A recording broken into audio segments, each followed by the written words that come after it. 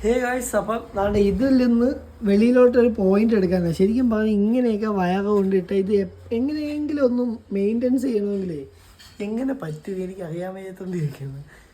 ഇത്തിരി വയർ ഇതിൽ കിടന്നെന്ന് പറഞ്ഞ് ഒരു നഷ്ടമില്ല. കാര്യം ഇത് എപ്പോഴും ഒരു മെയിൻ്റെനൻസ് ചെയ്യണമെങ്കിൽ ഇത് സ്വിച്ച് മാറണം.